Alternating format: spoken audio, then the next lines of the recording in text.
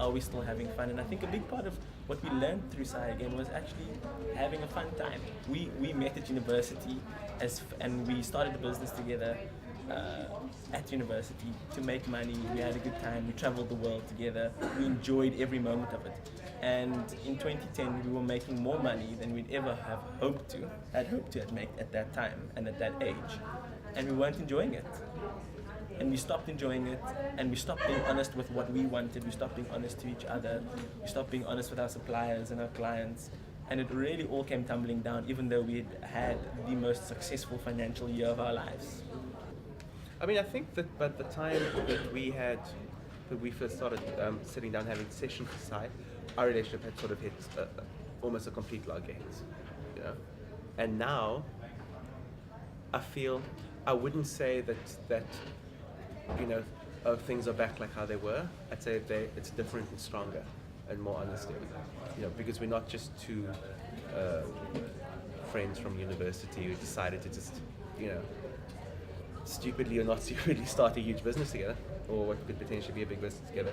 Instead, we're friends, confidants, and business partners in like the truest sense. You know, like it's a family. It's like a marriage of sorts. And when you're in a situation like that, you need to respect it as such. And that sort of respect, I think, is there now. I think I learned a lot having Sai really hold up a mirror and say, this is what I see, and Amar, how do you see him? And really get that just absolutely clearly. This is what I see. This is what I think you are. This is what I think you are at this time. It was a real wake-up call for me. It was really important for Sai to come in and say, well, hey, this is what it is. This is when you're wrong. This is when you don't listen. This is where you fall short as a leader. And so for me, I think that those are lessons that I will learn and take forward, like, you know, through the fort, things I do outside the fort, and in all my relationships going forward. I think one of the most interesting things working with Sai for me was it's very difficult when someone calls you out on something, because it's embarrassing and you feel pretty bad if someone calls you out on something. But if you can